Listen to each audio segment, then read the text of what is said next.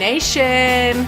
You're now listening to the most opinionated, the most exciting, the most son of a Schmidt. You guys actually do something useful here, right? Like, is anything you do even beneficial to someone? Whatever. Now to the show that literally has tens, that's right, tens of followers. The show that brings the Ozone Radio Network to levels of mediocrity that only Michigan fans would know. This is the Sons of Schmidt, starring Mike Meals and Brandon Zimmerman on the Ozone Radio Network.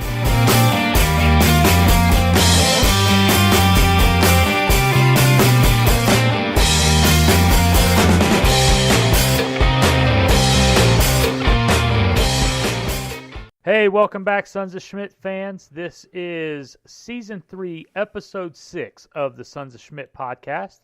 As always, this is your host, Mike Meals. Joining me like he normally does, with the possible exception of already next week, is my buddy Brandon Zimmerman. What's going on, Brandon? How you doing, dude? What is up, Michael Meals? Feeling a little extra frisky tonight. Got to beat up on those assholes from out east on Saturday night, so... feeling pretty good. Got you a little warmed up, didn't you? Yeah, got me all warmed up. I'm ready to go. I got my special panties on. We're good to go. I can see that. They look really good, by the way, with the chest hair and the ass crack hair sticking out. That's hot, man.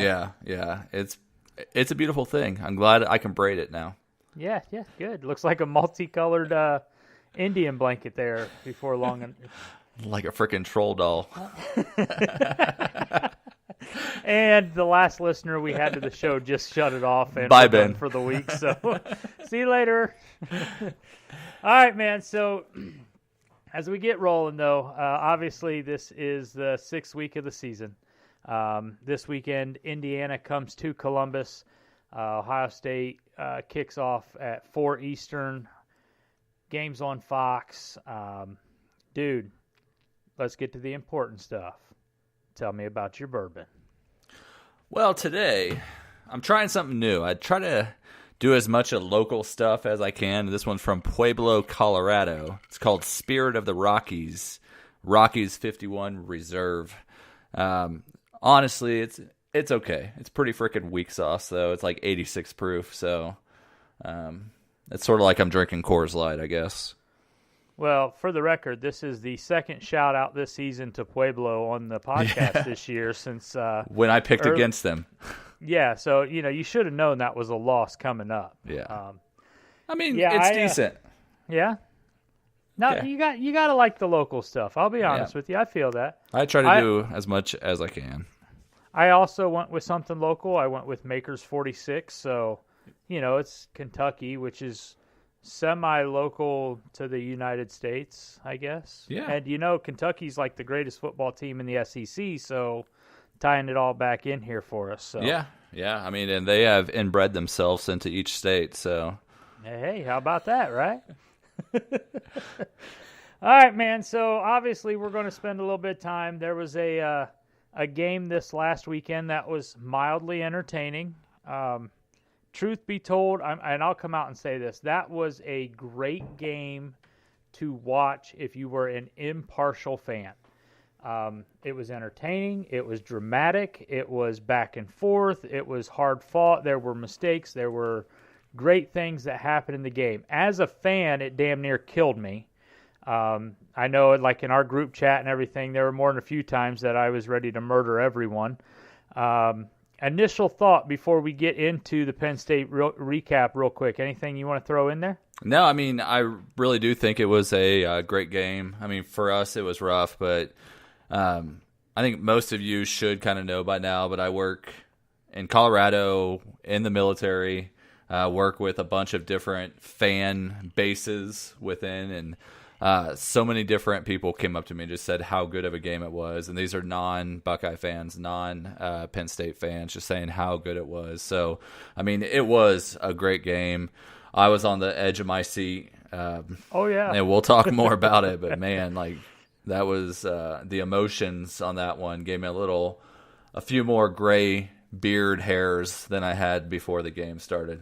Yeah, I noticed you didn't quite look like Cliff Kingsbury anymore, so I was a little worried. No, I'm kind of going the Jim Tressel route where I'm just going to be all gray by the end of this season. So Okay, good.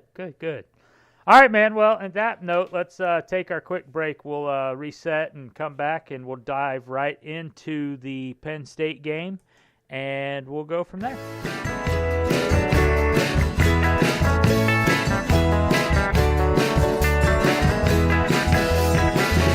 This is the Ozone Radio Network, a Hayes and Cannon production. For the latest episodes of all your favorite podcasts covering Buckeye Nation, look for the Ozone Radio Network on iTunes, Google Play, iHeartRadio, and Speaker. You can also find the latest episodes by clicking on the Hayes and Cannon tab at theozone.net. Once again, here are the Sons of Schmidt.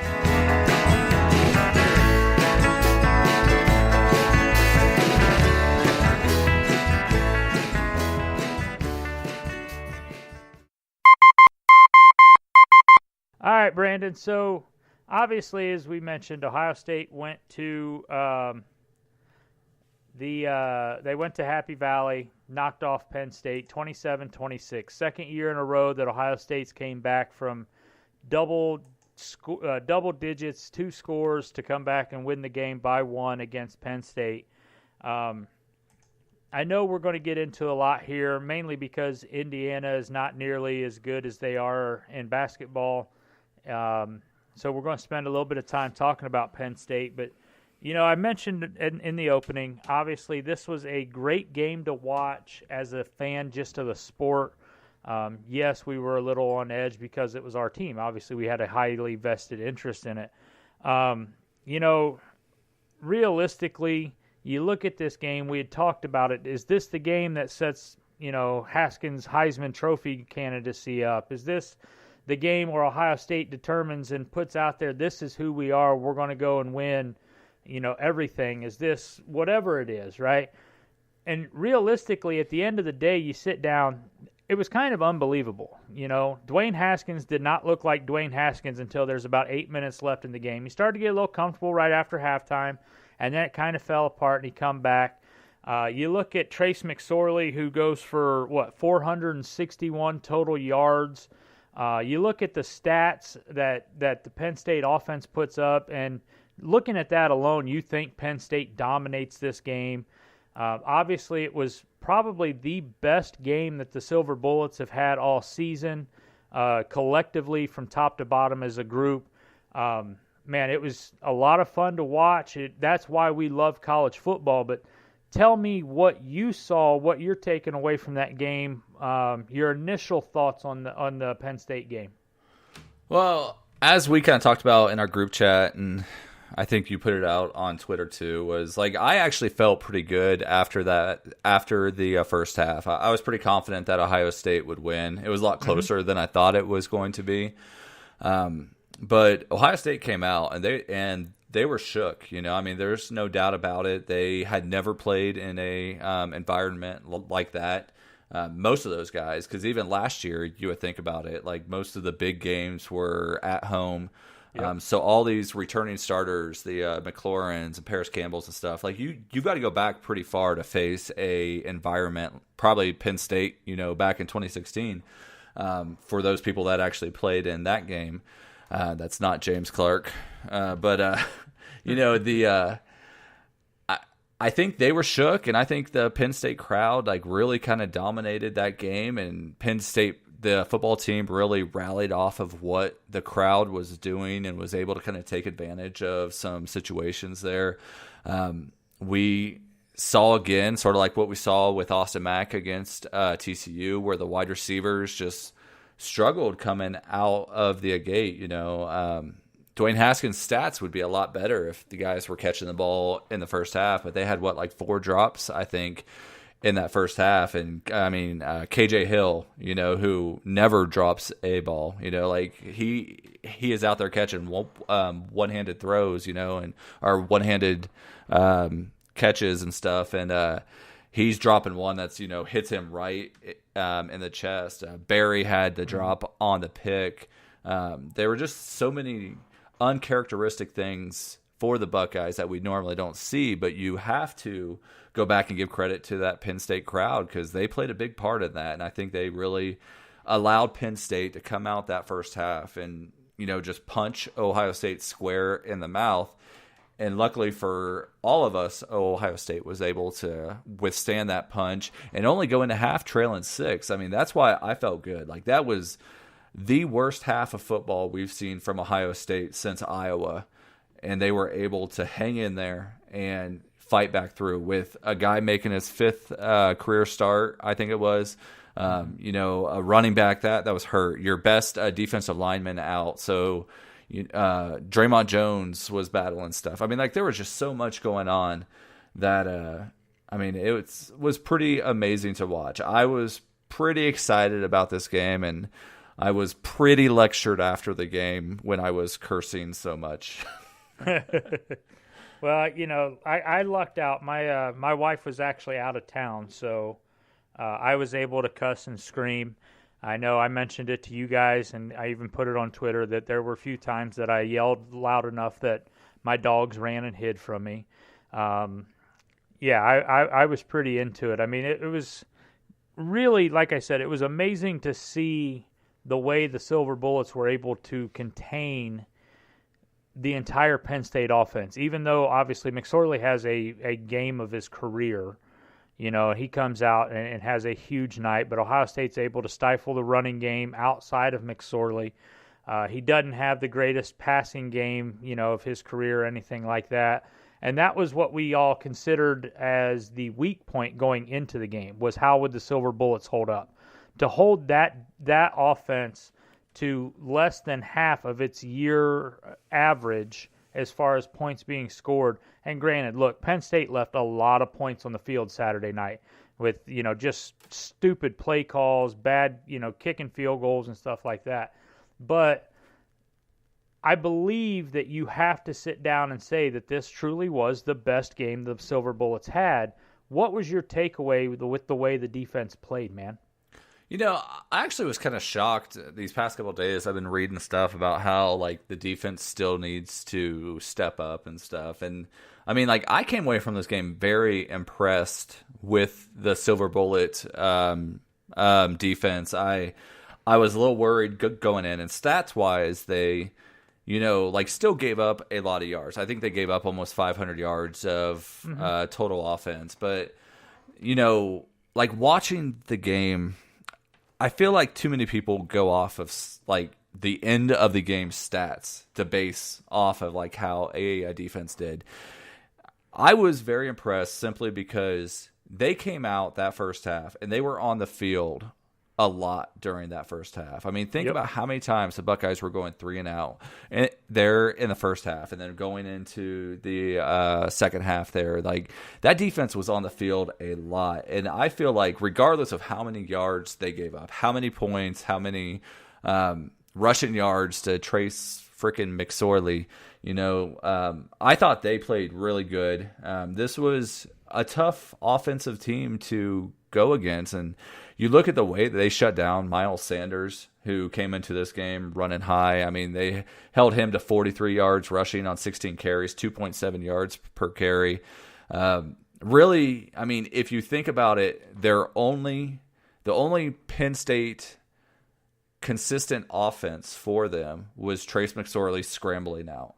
And, it's one of those pick your poison type of things where, do you drop someone back in coverage and let Trace McSorley get it out to Juwan Johnson or KJ Hamler, or do you let him kind of run and hope that one of your spies get to him? But you can't spy every down, and that's what like, people get upset about it. And I know there were times where I did too, like on that 51-yard rush where both of the linebackers just kind of turned their back and ran, and that whole field was open. You're like, what the hell are you guys doing? But I mean, really, outside of Trace McSorley running and that one 93-yard pass to KJ Hamler, which was really like a 5-yard pass that he just took off on, I mean, there was no consistent offense for Penn State. And I think that's what you have to base how good a defense did, is how consistent was an offense able to move the ball. And I don't feel like Penn State was able to move the ball very much at all without Trace McSorley scrambling out or that one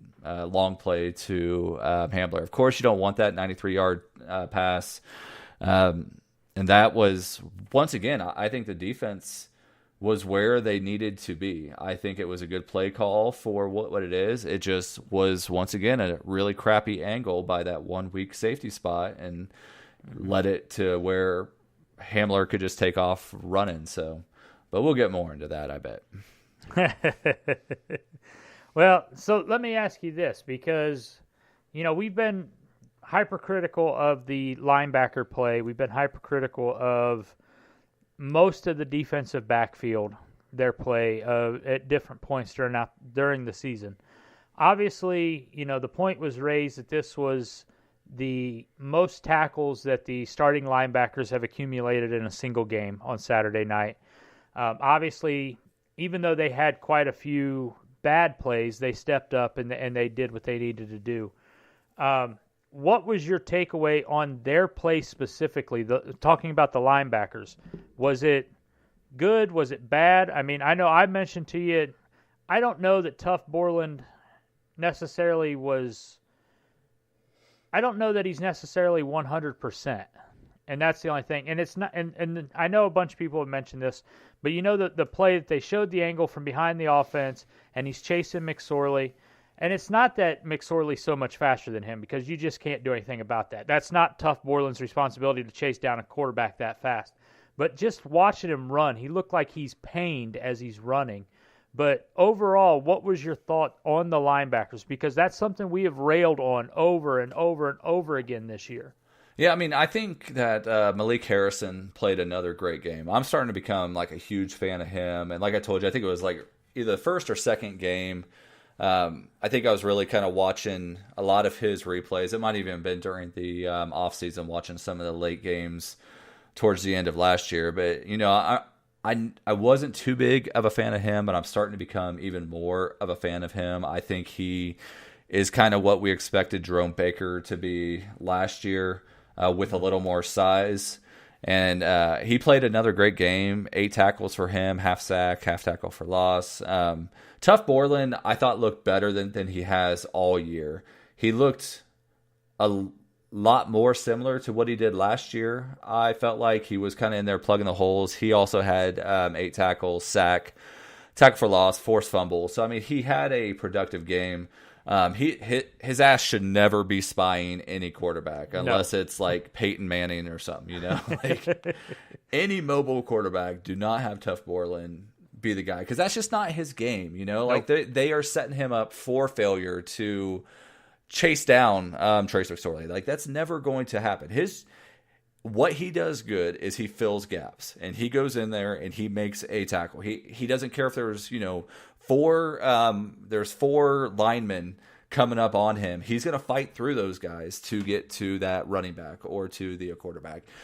He's not the guy in open space that's going to run someone down like Malik Harrison. So just keep him off the spies. I think he actually looked really good. But you're right, on that 51-yard run, I mean, it just like he was like limping, or like one leg was shorter than the other. I don't know what was going on, but it just did not look pretty. But he kind of settled in after that. Like I feel like that was kind of a wake-up call for him. And I feel like after that, Tough Borland played a great game. Pete Werner had an okay game. Once again, like I was impressed with him game 1. I think I even tweeted something about that. But since then, like he's not a playmaker. And I feel like Baron Browning is really starting to look good. I have really enjoyed him even at middle linebacker, and I would really, over these next couple of weeks, I hope he gets some look outside, and him and Werner kind of start splitting. Same with Sean Wade. I mean, like next week, I want Sean Wade's ass out there at safety. Pryor's not playing. Jay-Sean Wentz has gotten burnt over and over again. Sean Wade should be out there at safety. I want Baron Browning at outside linebacker, see what he can do. Have it Harrison, Borland, and Browning, and I think that would be a damn good linebacking crew. I think having Sean Wade and Jordan Fuller back there at safety would answer a lot of questions. Damon Arnett's always been a better nickel corner than he has like a outside guy or the boundary type of guy. Move him inside, have Okuda and Sheffield on the outside. You've got Indiana, you've got Minnesota, you got Purdue. I mean, so like now's the time to do that, and they need to have their best defense in place before they get to Michigan State, Michigan, and going into the playoff run, which I fully expect them to do. Right now, I just think Isaiah Pryor and Jayshon Went are such a liability for that defense that they need to start working it now before they get to the playoffs and they get killed by Alabama because of those weak spots. Yeah, it's definitely something that needs to be addressed. But before we move over to the Ohio State offense against Penn State, is there anything else on the defense you want to talk about? Because I'm sure you've got one or hashtag number 2 things that you want to talk about because, my God, what a coming out party for Chase Young, man. And we haven't mentioned his name yet. So, I mean, wasn't it – I think it was last week where I kind of was critical and just, and we even talked about it. Was I disappointed in Chase Young because I had built him up, or was it because of his productivity? And I admitted it was just because I built him up into this beast, and that it would be hard for anyone to play up to the level that I had Chase Young at in my head. But Saturday night, man, like his ass played like I expected. Oh, yeah. I mean, those visions that I had in my small little brain going into the season of what Chase Young was going to do was what he did Saturday night. And I think that was awesome. I mean, you can only dream that him and Nick Bosa are going to get a chance. I think this is going to give him confidence moving forward. It'll also give offenses a little heartburn, and he's going to be double-teamed a lot more than he probably has been. But that'll open the door for Jonathan Cooper, who I'm also very high on and have been high on for a while. I still think Cooper's going to make his name known before the season is over, and he's going to have a game sort of like we saw Chase Young do. And yeah, I mean, like that was just awesome to watch Saturday. I mean, I know we were talking about it quite a bit, and like it's been a while since we've seen somebody dominate a game like Chase Young did on Saturday night. Well, it's been a while since we saw a defensive end dominate an Ohio State game not named Bosa like Chase Young. There you go. Yeah. Yeah, I mean, anytime you can end the game with a defensive end, getting into the backfield and taking down a running back and a quarterback against Penn State, it's always a nice feeling, Yeah. So, yeah, that was beautiful. Yeah, Chase Young, I was blown away by. I mean, all the defensive linemen all played very, very well. I was highly impressed with all of them. The guys the unsung guys in the group, Draymond Jones, who I guess would be as unsung as you can be, had another big game. Cooper had a good game. For a first-round pick. Yeah, right? I mean, so, yeah, I was very, very impressed with the entire defensive line. And I think you can see it, and that's what I was getting at. This game, yes, it was the big opponent. Yes, it was the punch in the mouth that Ohio State got. But this was the game where you could actually see the pieces of the Ohio State defense gelling the way they should. You saw the linebacker play. Like I said, I was impressed with the linebacker play. It was much better than it had been. They started to fit together. The defensive line, yes, we would be so much better with Nick Bosa on the field. Obviously, I'm never going to say take Bosa off the field because he is just that good. But you could see the defensive line becoming just a great unit. And, I was very, very impressed with the Silver Bullets. I mean, like I said, yardage is, whatever. But to hold that Penn State offense to 26 points, to keep their stud running back for the second year in a row to basically, being a non-factor was great. And then, the last play of the game, I mean, everybody's railed on the 4th and 5 draw call or zone read call, whatever it was. But if you get a chance, you got to listen to the Larry Johnson interview that was tonight from actually the Ozone had it on, they were doing the coaches interview. And to hear the way that they talk about that, how it's not just how great of a play that Chase Young made, but to talk about the intricacies of that play with the stunt that they ran. And, Jones was there and it's just like the whole defensive line did exactly what they were supposed to do. It just so happened that Chase Young just happened to beat the snot out of his guy as far as just speed goes, and he got in. But, that play was going nowhere. With Young not making that play was still not going anywhere. Yeah, and that was one thing that I really loved to hear tonight was when they asked Chase Young about that play. The first thing that he said was, his whole answer to that play wasn't the move he made or the play that he made. It was Jayshon Cornell about how he took up he used his hip to block the tackle, which allowed Chase Young to get to the inside. And, he just kept on saying, without what Cornell did, I would have never been able to get to that play.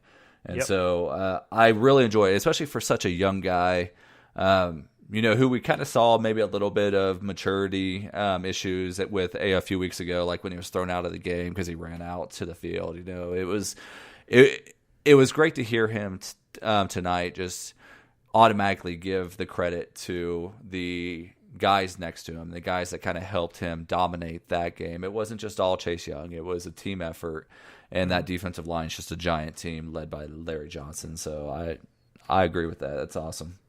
All right. Well, anything else on the defense there, man? No, I thought Davon Hamilton looked good. He was another guy that I wanted to throw out there.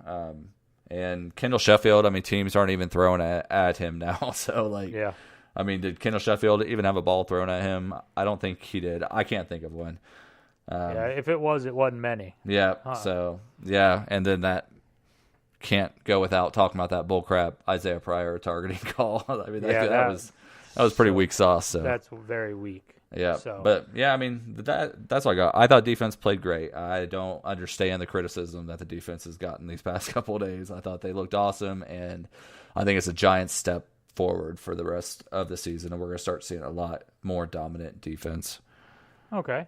Well, flipping to the other side of the ball then, obviously, we talked a little bit about it. We mentioned the drops already from the wide receivers early. I don't think we've gotten a chance to talk about it just yet. I was a little disappointed in the running attack not getting Mike Weber and J.K. Dobbins going. When the two of them combined for 108 yards for the game, and you look at the week before, and I get it. It's a Friday night game that nobody cares about against Illinois, and Penn State gave up a lot more rushing yards. But the fact that those two only combined for 108 yards, that had me a little concerned. But, we had times where the offense would start to move, and it almost felt like they tried to outsmart themselves. I know a bunch of people have pointed out the whole Wildcat call. That was just a terrible, it was. Drive killer. It was a terrible play call. We've talked about it before. You've got, the two of the best running backs in the country. You have the best running back tandem in the country.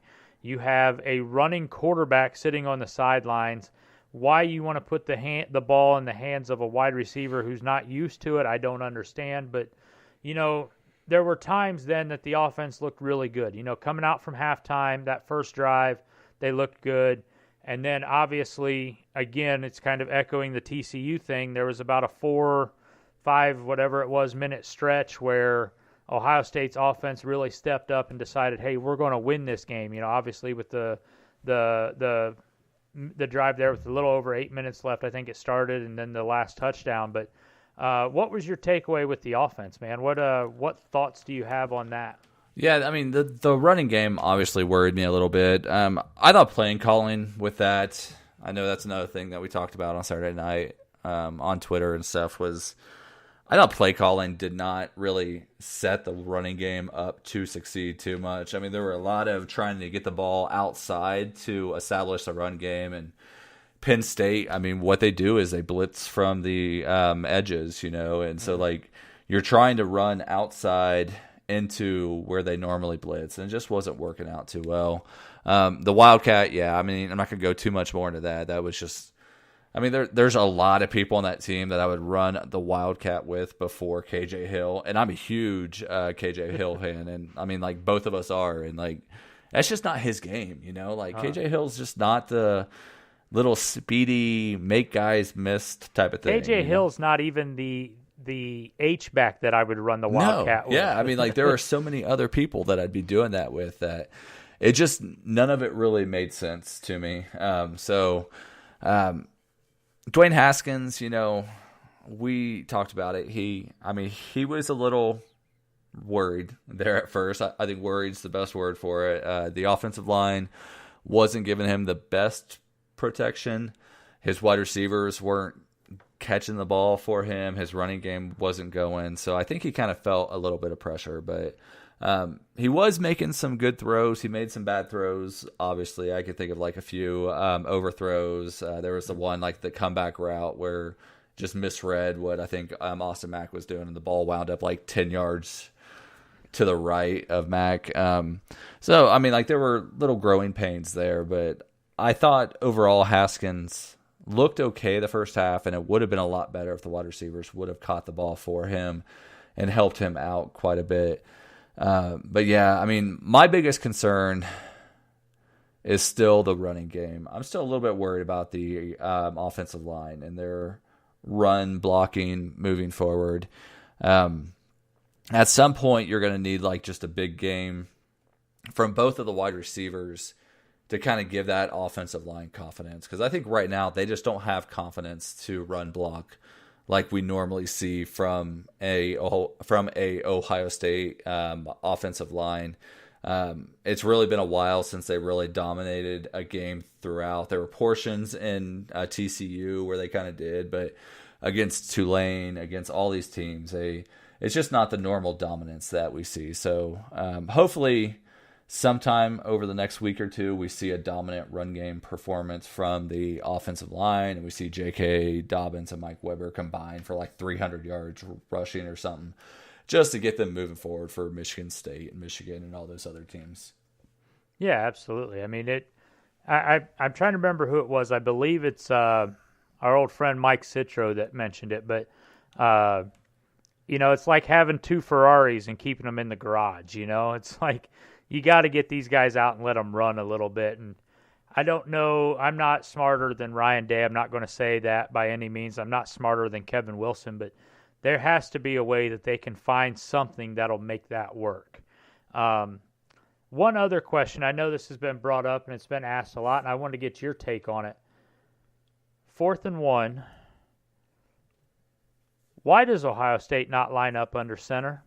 And I'm going to ask this only for this question because I'm going to specifically bring this up. Urban Meyer was asked that question in his press conference. Not after the game, but I think Monday, he was asked. And he said that they're concerned about fumbling the snap. My question is... Because they don't practice it. Yeah, they don't practice it. My question is, they practiced the victory formation, and when they were up by only 1, and Penn State could have gotten the ball and taken it and scored to win that game, they go into victory formation, take the snap under center. Why do you not have your 6 foot? How tall is Haskins? 6'3"? I think 6'2" or 6'3", yeah. Have him line up under center and fall forward for 3 feet. I mean, I don't get it. But no, why can Ohio State not do that, man? I don't get it either. I think it was Dave Biddle that stood up like after that and said, well, like, why don't you just practice it? Right? And Urban's like noted, or something like that. So I thought that was awesome. Yeah, I mean, I don't get that. And I think we even talked about that Saturday night. Like, it upsets me so much. And so many teams do that where it's going to be like, I mean, it's like, 4th and 6 inches. And teams are hiking the ball and handing it off like 8 yards back, and it's just like, I don't get it either. I understand, and I'm sure you do too, like, it's a different thing from victory formation to like a 4th and 1 situation where like defensive linemen are jumping at you and like, it's going to be immediate being hit type of thing, whereas victory formation is a little less stressful type of thing. But I mean, yeah, you've got to practice it, and like, they know how to do it. I mean, it can just fall forward. It's going to be hard for Dwayne Haskins at 6'2", 220 or 6'3", 220 not to get 6 inches, Mm-hmm. Well, and Haskins played under center in high school, so he's used to taking a snap. Yeah, so, I mean, it's not like it's Mike Weber back there taking the snap or something, It's, I'm all for that, but it's one of those things too where like it's funny to me because like people care when like Urban Meyer lies at some points, but not at others. But like to me, this is just like the situation where Urban Meyer's like, oh, we don't have a kicker that can kick it into the end zone. You know, like that was the hot topic last year, and we don't have a kicker that can do it. Even though there's like videos of Blake Hobble and all them in high school booting it out of the end zones. Yeah. I think this is the same thing. You know, like. Of course you're going to be worried about a fumbled snap. Hell, you should be worried about that in shotgun with Michael Jordan, the way he's been playing at times too. So, like, you should always be worried about a fumble. It's just that's not Urban Meyer's thing, and he can sit there and say that, you know, worried about fumble, but in reality, they just aren't comfortable outside of their comfort zone. And that's been one of Urban Meyer's biggest pitfalls over the last couple of years is, you know, being too comfortable with stuff. And I don't think he's comfortable having a quarterback under center, regardless how talented they are. It could be Payton Manning, you know, like who loves to be under center or something, and he still wouldn't be comfortable with it. So it's just who Urban Meyer is. And I don't know if we'll ever see a 4th and short situation with a quarterback under center with Urban Meyer. So, first question, did you watch like a Peyton Manning documentary or something? I thought about that. Like, as soon as I was like, man. Like, that's 2 shout-outs. The first time in 3 years we've said Peyton Manning's name on the show, and you dropped it twice. I know. It's just like you think of like slow-ass white quarterback, and it's Peyton Manning that immediately pops into your head. So, second question, I heard this one kicked around. We've talked about this. We talked about this on the show. We've talked about it on Twitter. We've talked about it off the show. At what point, if ever, do we see Weber and Dobbins line up in the backfield together? I think we'll see that right after we see Braxton Miller throw the ball. Remember how we always talked about that? Yeah, it's the same way. I just don't know if we'll ever see that. You know, like it makes too much sense, but once again, it's not something that Urban Meyer's comfortable with. Yeah, he's apparently more comfortable with KJ Hill receiving the snap. So. All right, man. So, obviously, you know, we did talk about it a little bit. I'd be remiss if I didn't bring this up because this was the subject of my Hayes Gaze and Cannon Fodder article this week. You know, Terry McLaurin, who has never been high on your list of your favorite wide receivers. I mean, there is record, and I can pull up recordings if I have to, of you saying Terry McLaurin should never see the field again. I know I have that in the archives somewhere. But McLaurin goes Saturday night, does not have a catch, does not have a carry, still named Offensive Player of the Week. Obviously, I talked about the one play at the end. Everybody saw it, the game-winning touchdown. He takes out not just his guy, but 3 guys in total. Great job blocking. He had a couple blocks earlier in the game. Obviously, Austin Mack had a big block on that game-winning touchdown. But I would be remiss if we did not mention Terry McLaurin here and the way that he has really stepped up as a blocker for his teammates, you know, downfield and whatnot. And the wide receivers as a whole have done that. And I know Urban Meyer has made mention that, you know, if you're a wide receiver and you can't block or you won't block, you won't see the field. He even went so far as to say, and that's why Benjamin Victor was not on the field when he was younger, because he basically refused to block. Is that more of a, and I say that to get into this, is that more of a change in the wide receiving coach? Is that a maturation of the wide receivers? Or is that really what, and spoiler alert, this is what I think it is it really part of this team truly buying into the team concept that you hear so much about, that the guys realize they have something very special and they can go out and do something, and those are the little things that are going to do it for them? Yeah, I mean, I think it's a little bit of both. I'll start off by saying, yeah, you're 100% correct. I'm not a McLaurin fan. I have not tried to hide it. Even right now, I mean, like, he is a below-average pass catcher and route runner. I mean, he's just – I don't think he's as good of a true wide receiver as most of the other guys on the team.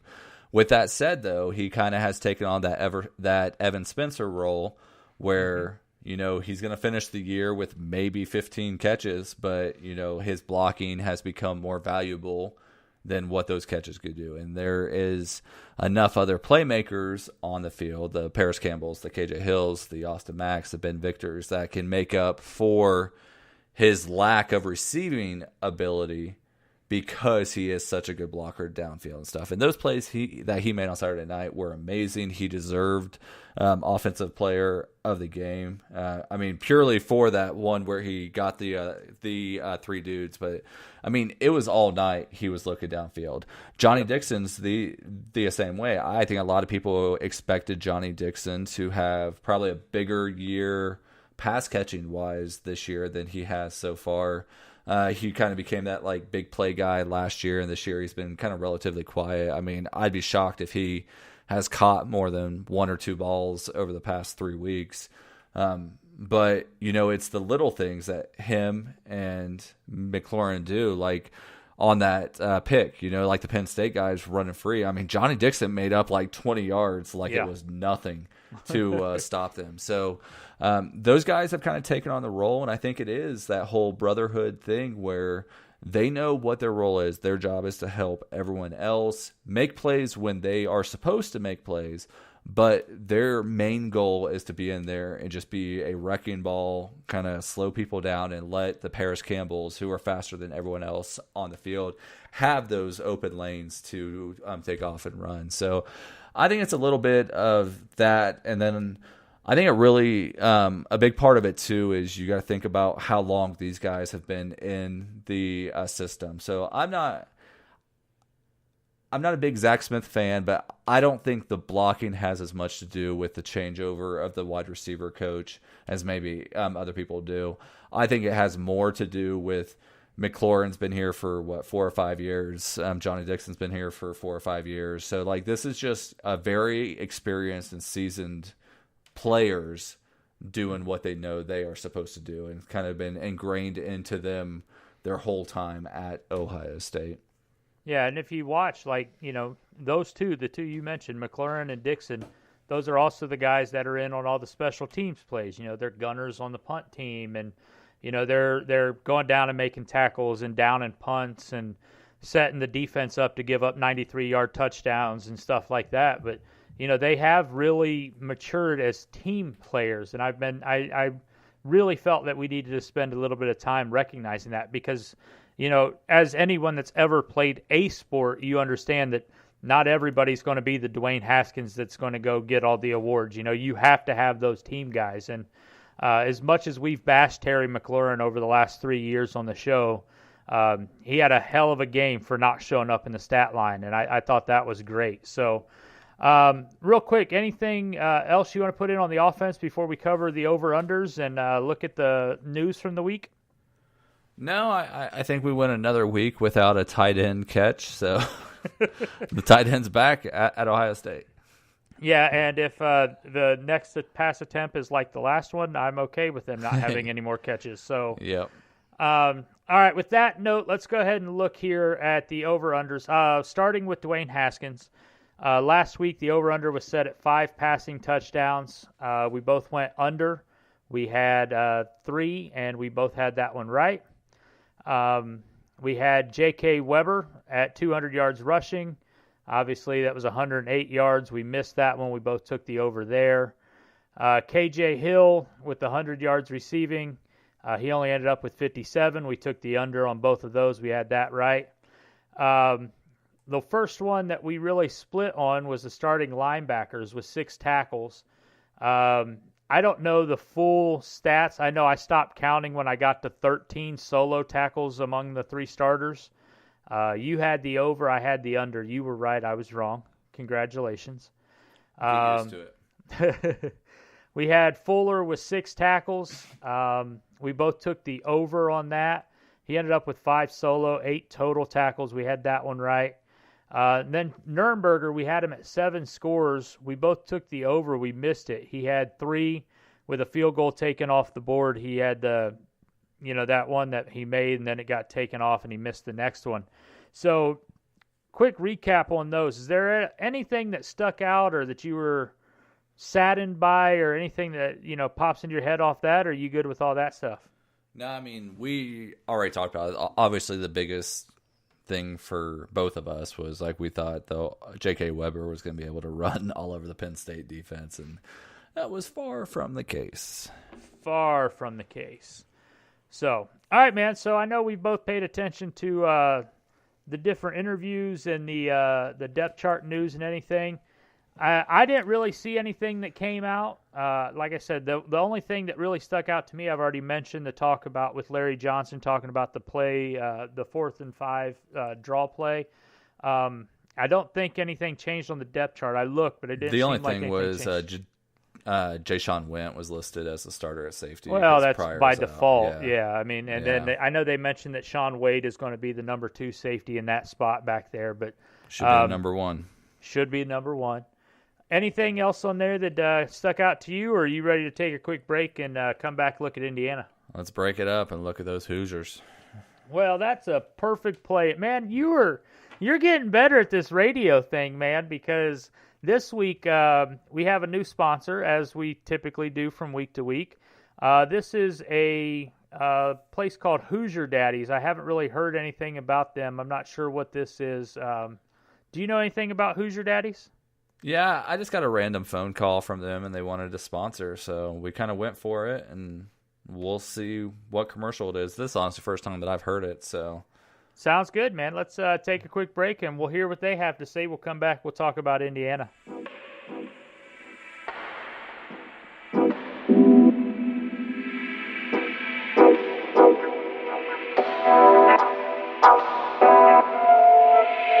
As you know, here in Bloomington there isn't much to do. You can head on down to Monroe Creek or slide over to Kroger for a quick snack. Outside of that, even as the 7th largest city in all of Indiana, your options run low. That's where we come in. On the corner of Wood and Bush is Hoosier Daddies, your go-to Bloomington adult entertainment hangout. With our one-of-a-kind Night of the Round Table celebration, we will throw a chair up to center court where you will be berated like the bad boy you are. If that isn't enough to excite you, step into our Mick Foley room where you will be part of a Royal Rumble of your own with one of our little Hoosier pies. And when you're done, we'll top you off with a chance to suck down a chili dog at our Tasty Freeze. So come on down to Hoosier Daddies. You can practice a little one-on-one until basketball season.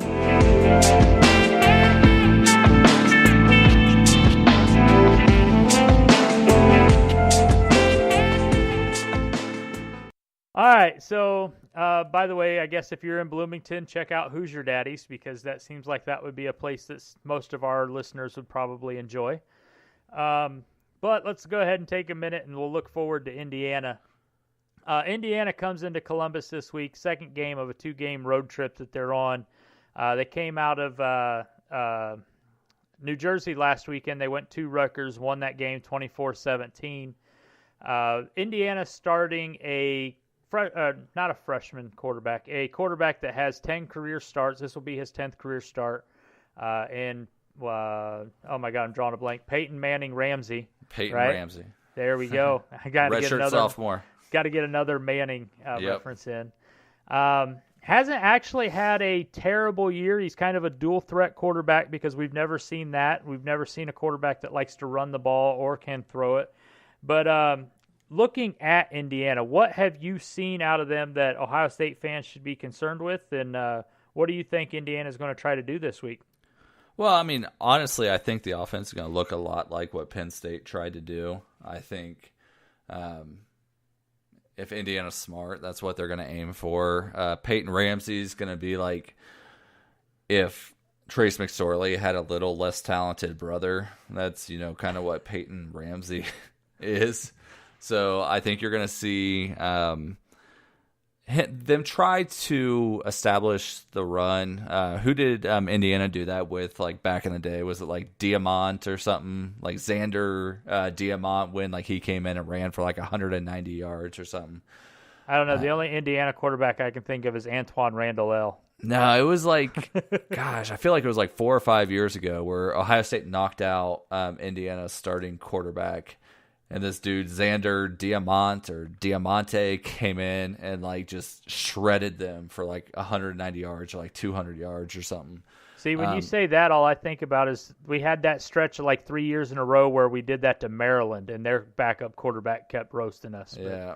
No, I think I'm right. I could be wrong. Who knows? Probably. But yeah, so I think you'll see them kind of go after the Penn State route. Their offense is primarily run through Peyton Ramsey and their freshman running back Stevie Scott.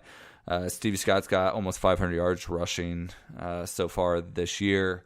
So I think they're going to try to establish the run one way or the other, and it's just Ohio State needs to kind of bring their A game and be able to shut that down early and force Peyton Ramsey into passing situations where he has thrown 5 picks already this year. So I think as much as they can force him to throw the ball, the better for the Buckeye defense. And going to have to use the spy, just not Tough Borland, please.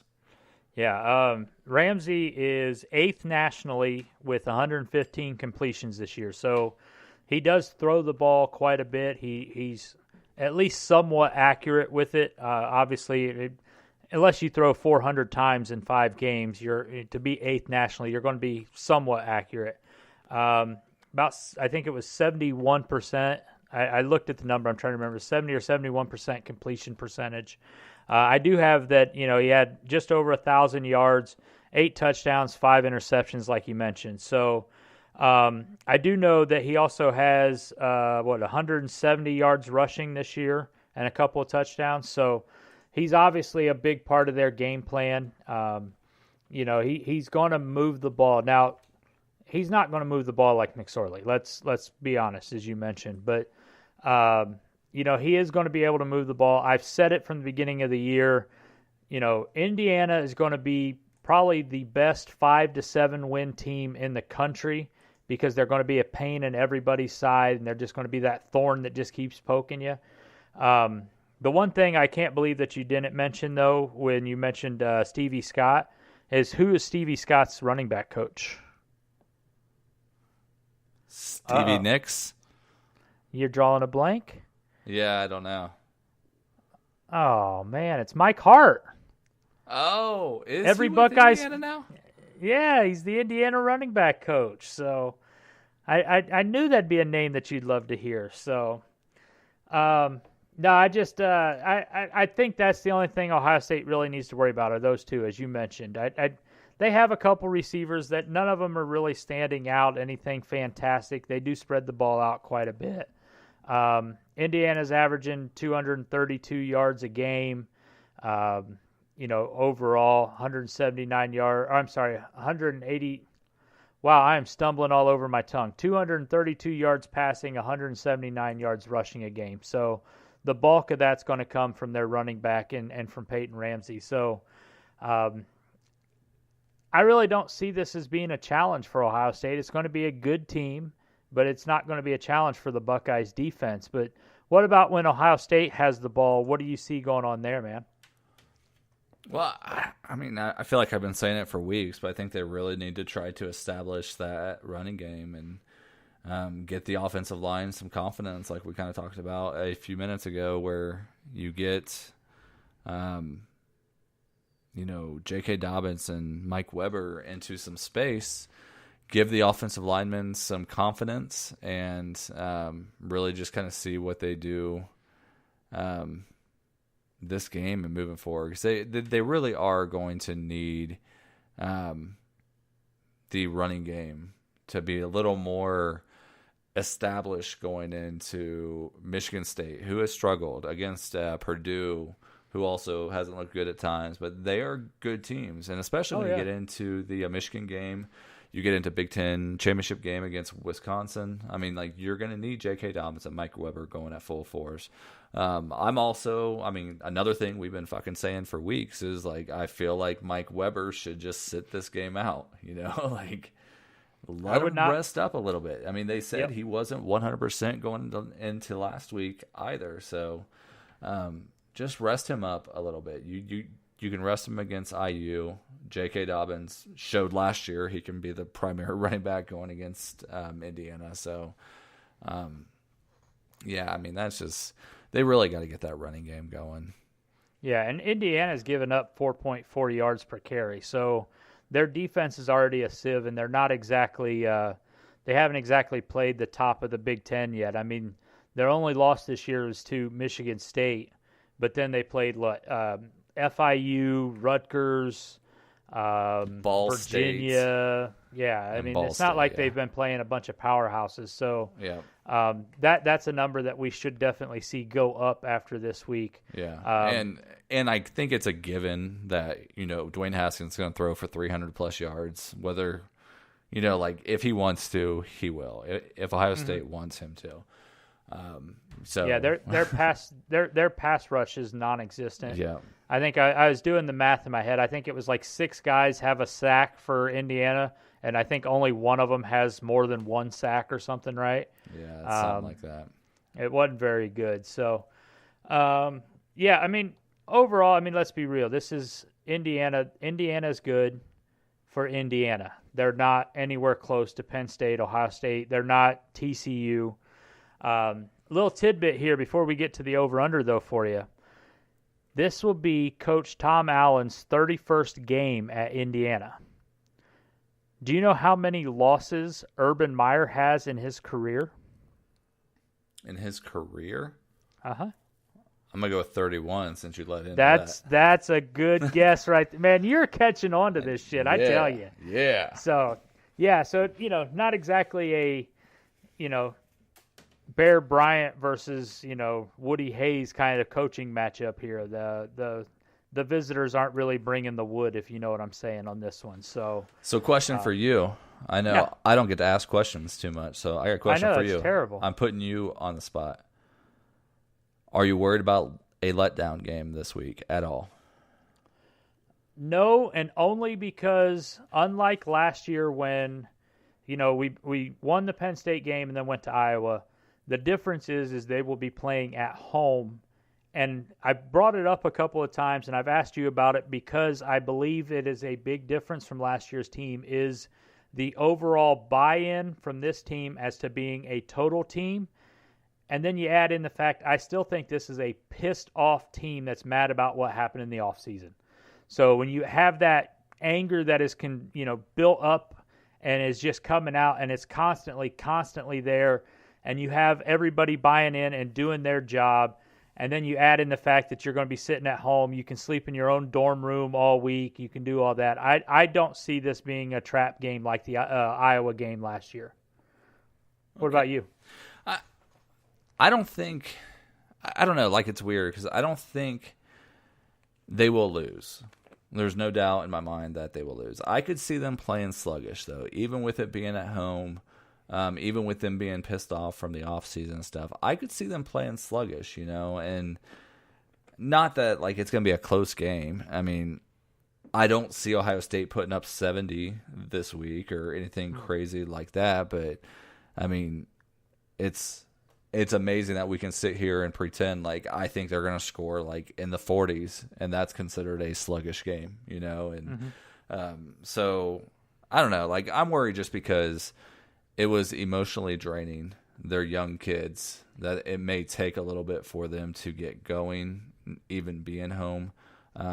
But I think Ohio State's still going to win, pretty easily. And I think I just hope they get out of this without any injuries. Let Mike Weber rest a little bit. Let Draymond Jones rest a little bit. Yeah, get some of those young guys some action. All right, so let's look at the over-under because you kind of started to talk about that a little bit. First things first, we changed it up a little bit this week. Over-under Dwayne Haskins, does he have 5 touchdown passes? I will go under. Under. I think you might be onto something there, and I think it's going to be more of a coach's decision than anything. I would not be surprised to see Martell play all the fourth quarter and a good chunk of the third quarter. Yeah, so. And just like we said earlier, too, it's not because I think IU could stop him. Dwayne Haskins could throw for 10 touchdowns this game if they really wanted to. Oh, yeah. I mean, if they wanted to truly build the Heisman stat, this would be one of the games to do it. J.K. Weber, because we both think Mike Weber should sit, which means obviously he won't. we're going to go back to the well. Do they get 200 yards rushing? I'm going to go over. I think this Over? will be a game that they can establish their running dominance. We're going to take the over on that one too, just simply because at some point it has to happen.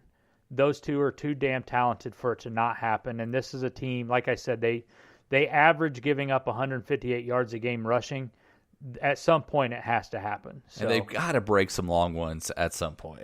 Yep, absolutely. Just like they're due, man. The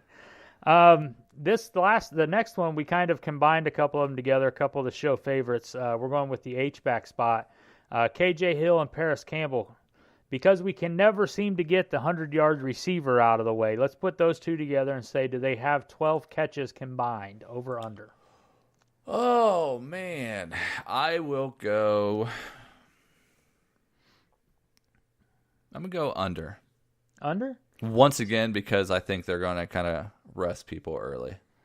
I'm actually going to take the over. I can see this being a lot of receptions, not a lot of yards, just, quick hitters, just to get the guys to keep their feet wet. Like I said, they're only going to play a half and then, a couple drives in the third quarter. But I could see it being over 12. Do you know what wide receiver is going to have a big game, though? Who's that?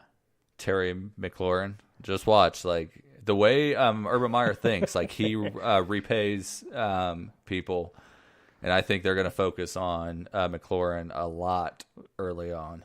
Well, at some point, you have to get him and Johnny Dixon on tape having big games going into November. So I could see that for sure, yeah. We'll go back to the well also. Starting linebackers, 6 tackles, over under. All, combined? Yeah. I'm going to go over. Over? Yep. All right. I'll take the over on that one. Yeah. Just because I think IU is going to be like Penn State and run the ball. They're going to run, yeah. One that we've tried hitting on a couple of times and we've never been able to really get also, let's go back to the entire defensive backfield. So we're not counting Harrison. We're not counting Draymond Jones. Do we have a defensive back with an interception this week? One, over, under? Over. Over. Because Sean Wade's ass is going to play safety, and he'll get 9 by himself. Well, I could go with, I don't know if I'm going to say he's going to get 9, but I could say they're going to get it just because Peyton tends to throw a lot of picks. I mean, he's averaging 1 per game. So, yeah. Last one, does Drew Chrisman, who, by the way, I can't believe we didn't talk about him. Oh my versus God. Penn State. I tweeted about him though. Yeah, we all mentioned him, but man, what a fantastic game! I can't believe he wasn't named Big Ten Special Teams Player of the Week. I mean, that was some crap. Hell? I mean, that besides setting up the defense for a 93-yard touchdown pass, I mean, he's just been fantastic. I think he averaged, I forget the exact number, so don't quote me on this, but I think it was 48 or 49 yards per punt. Yeah, I feel like it was 49.7 or something crazy like that.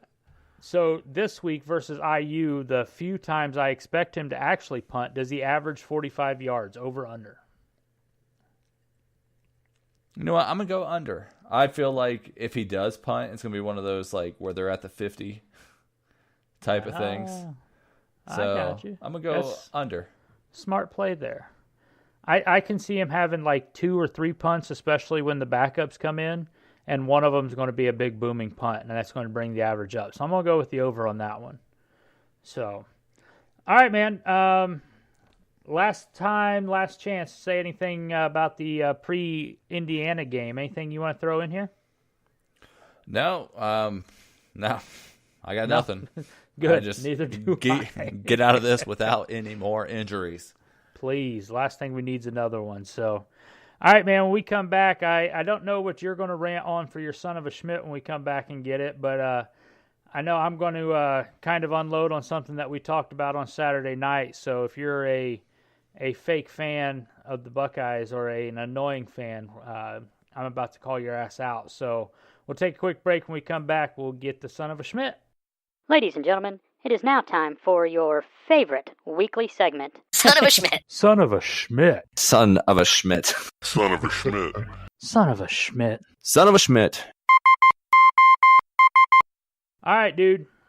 So I know last week you were all heartbroken because, you had to come up with a Son of a Schmidt, and every week you act like you're not angry when you are literally the most angry person I know. So I was kind of really upset with your Son of a Schmidt.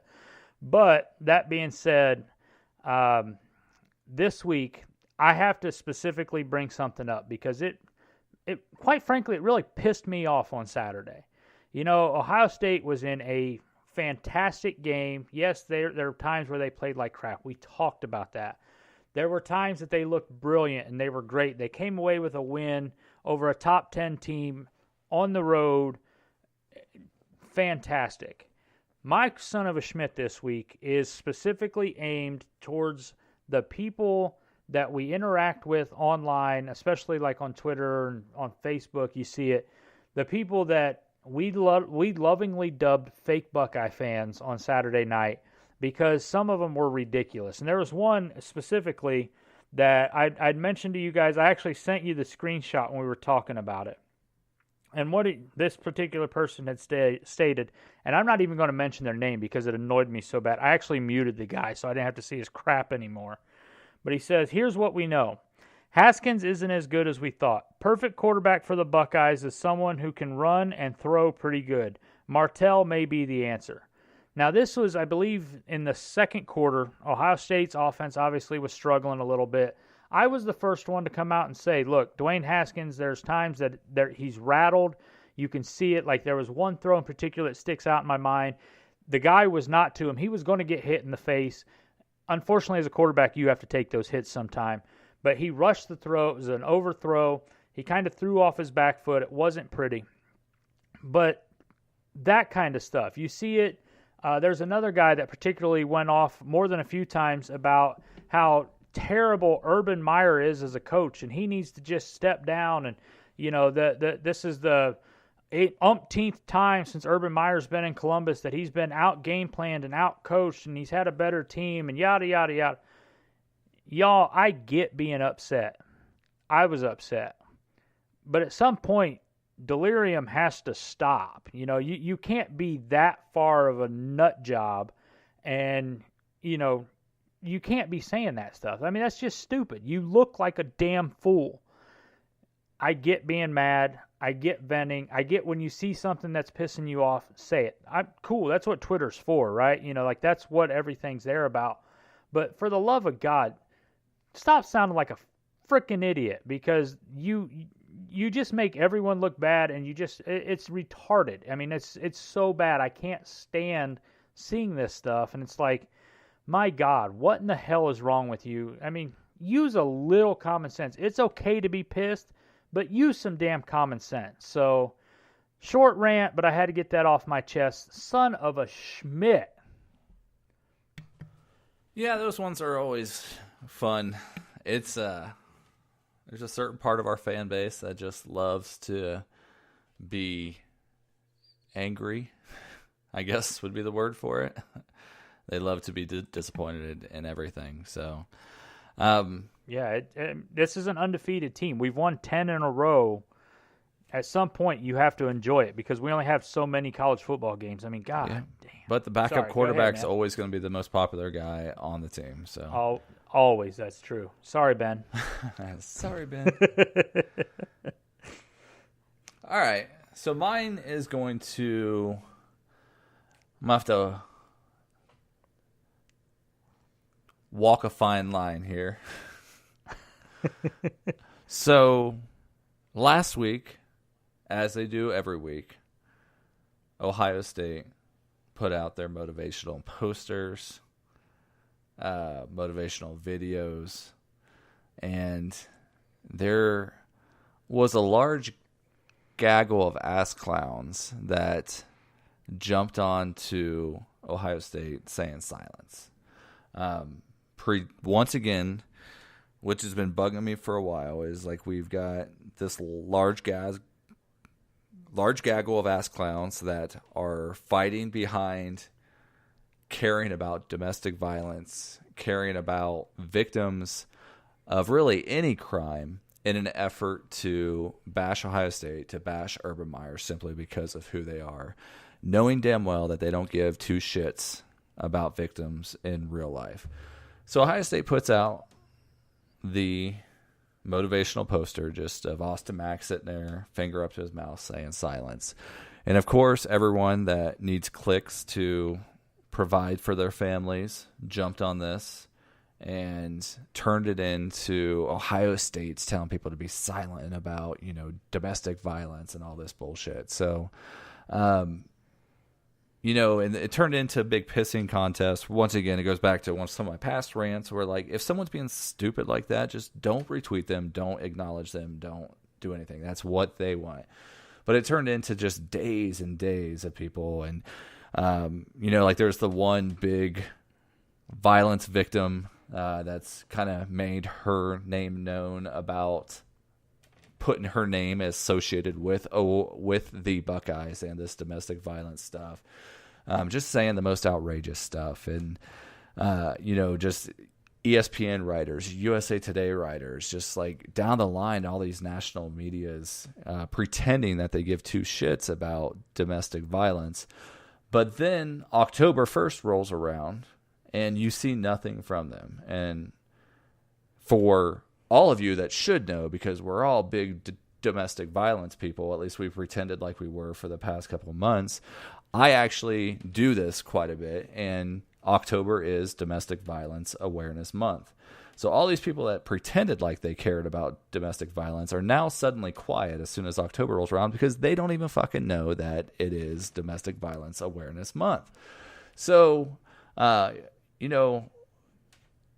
was it? It was back in, I think it was like 1989. Yeah, 1989, Congress passed Public Law 101-112, officially designated in October as Domestic Violence Awareness Month. This has been going on for damn near 30 years now, and everyone's pretending like they don't know, but because it's not something that Urban Meyer's pushing or that the Buckeyes are pushing out there. So I guess my thing is, and I've always kind of talked about it, is like, don't just pretend to care about issues like this. Like, this is a big deal. There are men and women. Don't forget, men are victims too of domestic violence. There are men and women who are victims of domestic violence all around the nation. You go to websites, they got stats after stats, like, number of U.S. troops killed in Afghanistan and Iraq between 2001 and 2012 is 6,488. The number of women that were murdered by current or ex-male partners during that same time frame is 11,766. Like, this is a national problem. This isn't some stupid college football thing where you're just kind of using it to cause problems. This is a big-time national problem. Do something in your neighborhood to help out these victims. There are numerous shelters out there for you to help with. There are numerous shelters that are not publicly given, so that people don't know where these women are hiding or where these men are hiding, because they have to hide from these people. So don't just be fake about it. Go out there and actually make a difference in someone's life and try to help someone else. And you could literally save someone's life, not try to get someone fired because you think he's too good of a coach. So, Son of a Schmidt, actually do something good. That's right. No, you're exactly right. The keyboard warriors are insane. So, good rant, man. I like that one. That was really good. That was solid. That was probably the deepest you've ever been on the show, to be honest with you. It is. So, and unlike the guy that tries to talk smack to you when you talk about it on Twitter every once in a while, as you mentioned, yes, you do run a victim awareness program. So you might be someone that knows what the hell's going on. It's crazy, right? Who knows? So, all right, dude. On that note, let's take a quick break for station identification here. When we come back, we'll get our Schmidt picks, we'll get the prediction for this week's score, and then we'll tie this one up. So we'll be right back. You are listening to the Sons of Schmidt podcast on the Ozone Radio Network, presented by Hayes and Cannon. The ORN is the online radio home of the Buckeyes Sloopcast, the Silver Bullets podcast, Across the Field, and of course, the Sons of Schmidt, with new episodes broadcast every day of the week. For more information, go to www.theozone.net. And now, back to the show. All right, Duder. Last week, during the Schmidt picks, one of these days I'll be able to say that cleanly. Last week, you had 5 out of 6. Had a pretty decent week. Your overall for the season, you're at 18-6 now. You had West Virginia beating Texas Tech. You had Washington over BYU, Florida over one of the Mississippi schools, Oregon winning over Cal, and, of course, Ohio State. I had Texas Tech winning, Stanford beating Notre Dame, and then Washington, Florida, Oregon, and Ohio State. So as they go, obviously, and I just got a text message from Brandon, so as they go, obviously, you like I said, you were 18-6. The Stanford game, we both missed that one. Notre Dame ended up winning. I was really surprised by that. The Texas Tech game I got wrong, so my record drops to 16-8 for the season. This week, actually quite a few decent, ranking-wise, decent games to go on. Obviously, we'll start here in the Big Ten. Number 15, Michigan, goes to Maryland, who's actually been playing fairly decent this year, especially all things considered. But Michigan has made its way back up the rankings after the opening week loss to Notre Dame. They really haven't been overly challenged during this time, but who do you got in this game, the team up north or Maryland? Maryland's one of those tough teams because you never know which Maryland you are going to get. Like, they can look dominant one week and look absolutely dreadful the next. So I think Michigan's actually playing pretty good football right now. Their offense still needs a lot of work, and I think once they lost Tariq Black early on, that kind of hindered them quite a bit. But Rashawn Gary may not play, which will hurt quite a bit against Maryland, but I think Michigan should be able to pull this one out. Yeah, if nothing else, just on talent alone, Maryland, like I said, they're playing good football. They've been able to project in the right direction, but they're not to that middle to upper echelon of even the Big Ten East yet. So I'm taking Michigan in this game. In the Red River rivalry, I hate it called that, by the way. It's the Red River Shootout. I don't give a damn what the PC people say. It's the Red River Shootout. Number 19, Texas, riding high off yet another win this weekend. It technically is the road team, even though they're playing up in Dallas, against number 7, Oklahoma. This game is actually, it's one of my favorites to watch. It's usually a good game. These two schools genuinely hate each other. They play up there the week of the Texas State Fair, even though the game's not technically in the Cotton Bowl anymore. But who do you got in this one? Number 19 Texas or number 7 Oklahoma?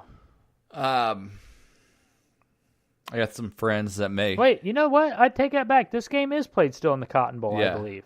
Yeah. It's still at the Cotton Bowl Stadium at the fairgrounds. Yeah, I'm sorry. Go ahead. I got friends, close friend that'll hate me for this, but I think Oklahoma's going to win. I think Texas has made some giant leaps forward, but I still think they aren't quite there yet. I think Tom Herman's got them going in the right direction, especially when Tim Beck's not around. But I think Oklahoma is going to win this game, and I really would not be surprised if it was by like 20 or plus points. Well, Texas comes in. Obviously, they knocked off TCU. They lost to Maryland to open the season. Last weekend, they went to Manhattan, Kansas, and won in Kansas State for the first time in like 16 years. But they played like crap over like the final 3 quarters. That's true too. Unfortunately, for Texas to win this game, Texas has to play a perfect game, and Oklahoma has to play a terrible game. And I just don't think Oklahoma will do that. So, yeah, I'm taking Oklahoma for sure in this one. So, next game, we go to the greatest conference in the world, the SEC. Number 5, LSU and Ohio State product Joe Burrow travels to the Swamp to take on somehow ranked again number 22 Florida. Who you got in this one? So, true story. I've been pretty high on Florida all year, especially preseason. I work with a lot of SEC fans, so I talk stuff, and I was telling them Florida is the team that I think is going to surprise people this year. And it took them a little bit to get going. They remind me a lot like the 2013 Buckeyes. Was it 2013 when Fickle was the coach, or was that 12? Or 11. Okay, yeah. So like that year when the Buckeyes lost 7 games, but it was like by a combined, something like 14 points or some crap, like it was a bunch of close games. Florida was the same way last year, where I think they lost 5 or 6 games. But I think like 4 of them were like less than a touchdown. They had numerous players suspended, including like their starting wide receivers and running backs. And then you get Trayvon Grimes transferring in. So I think Florida is actually a really good team.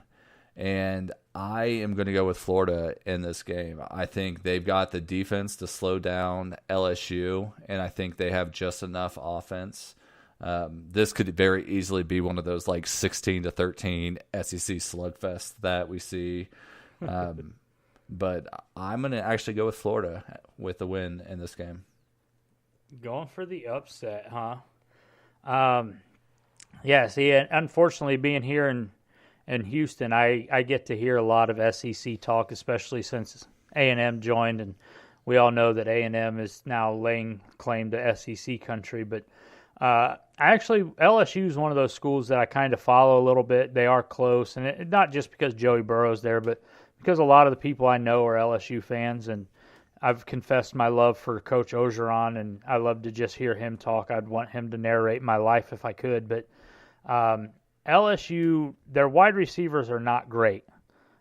We've seen that in multiple games this season, but I think they are a good enough team to go in and stop Dan Mullen and the Florida Gators. So I'm going to take LSU in this one. Next, we have number 6 Notre Dame playing their ACC schedule against number 24 Virginia Tech. They go to Blacksburg.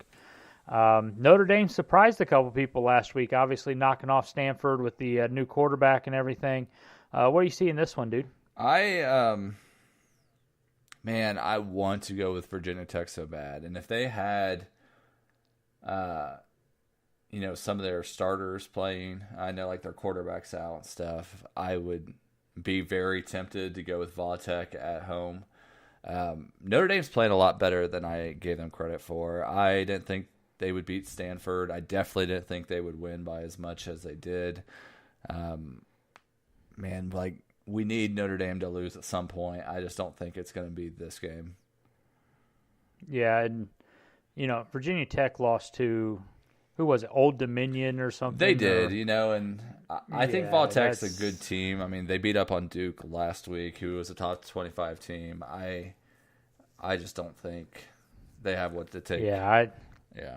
Right. In this game, I can't see Notre Dame losing this one, even going to Virginia Tech. Yep. So, last game before we get into the important one, and believe me, this really blew my mind when I had to type this, but number 13, Kentucky. How in the hell does Kentucky get ranked 13th in a sport not called men's basketball? But number 13, Kentucky, goes to College Station, not Happy Valley or the other one that you kept trying to say last week, to play Texas A&M. What do you see in this game? Yeah, I don't know how the hell Kentucky's number 13, but that's just the way it is. So I can't even be upset about it anymore. It's like anytime any SEC team starts off 3-0, 4-0 or something, they're going to be ranked high. It doesn't matter who they've played. It doesn't matter who they have on their team. It's just, you look at Mississippi State, 2 weeks ago, they were like number 9, 10, or 11, something like that. And then they've lost 2 games since, and now they're dropped out. And you just insert, SEC team next SEC B into that spot. And it's just the way it is. It's just a bunch of lazy-ass voters and the media coverage. So that's why Kentucky's ranked that high. They aren't the frickin' 13th ranked best team in the nation. I don't think any team in front of them or immediately behind them would be worried about facing Kentucky in a football game. But, they play a bunch of freaking nobodies, and they start off undefeated, and they get ranked number 13. Whereas you got Indiana, who kind of did the same thing, sitting at 4-1, and they're probably ranked like number 70, So that's just the way it is. A&M's another shitty team that got a lot of credit early on because they beat other shitty teams.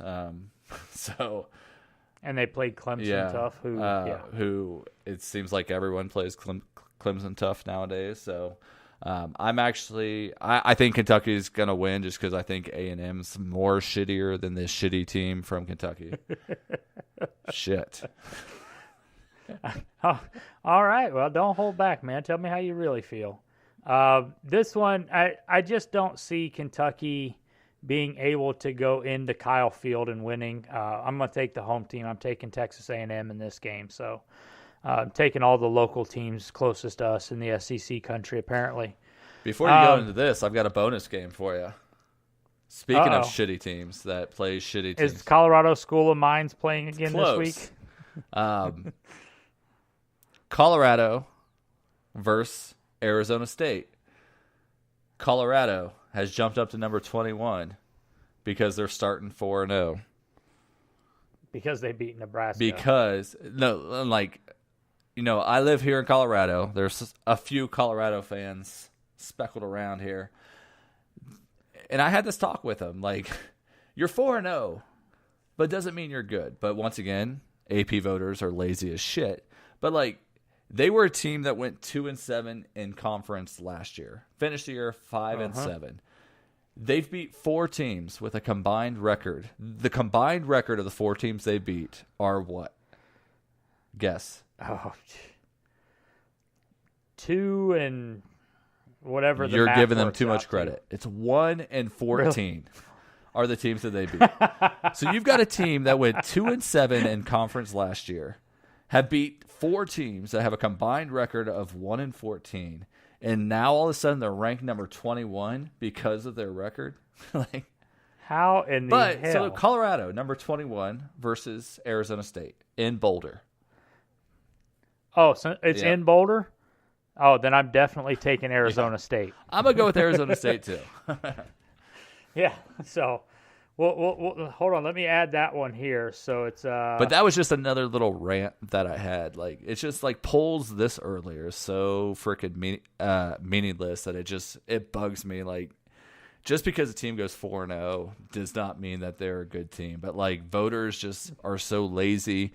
They don't have time to look at games and stuff that they're like, oh, 4-0, Pac-12 conference. Yeah, let's go ahead and throw them at 21.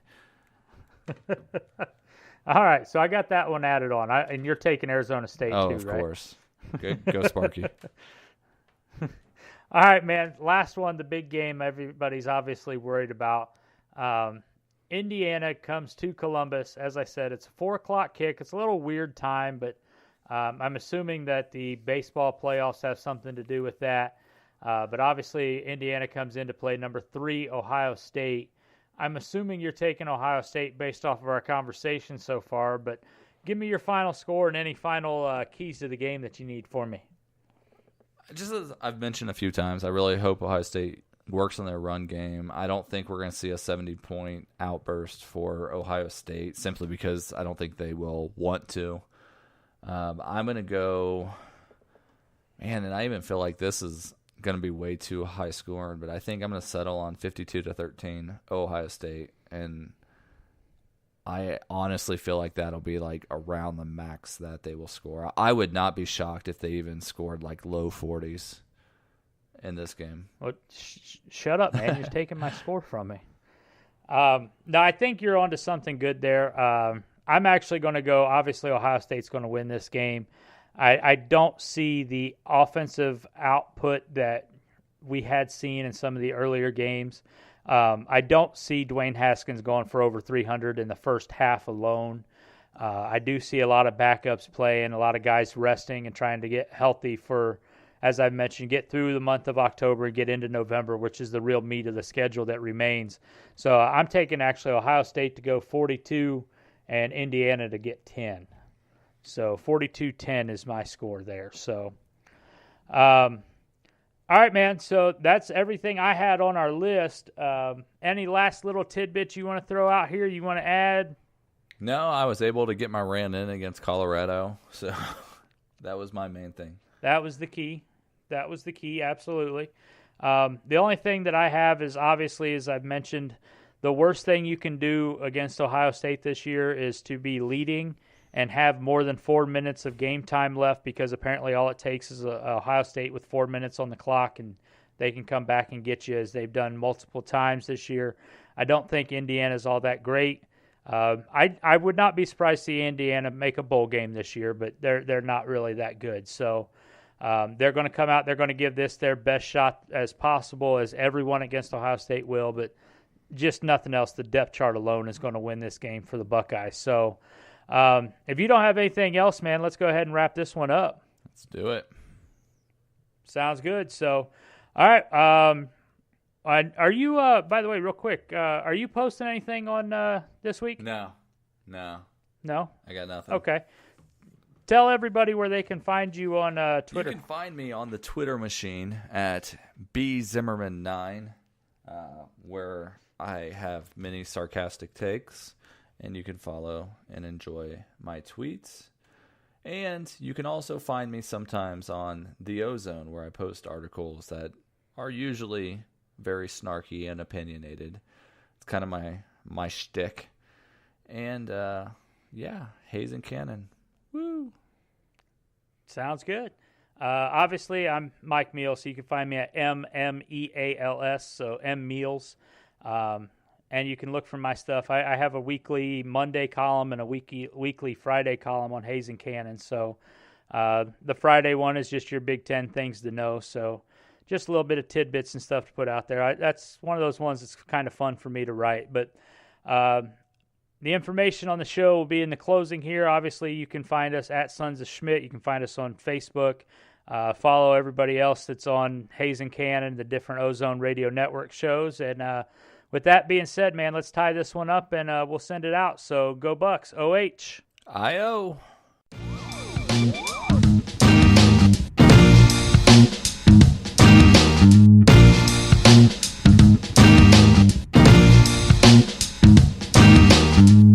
Buckeye Nation, make sure you're getting the latest news and episodes from the Sons of Schmidt podcast.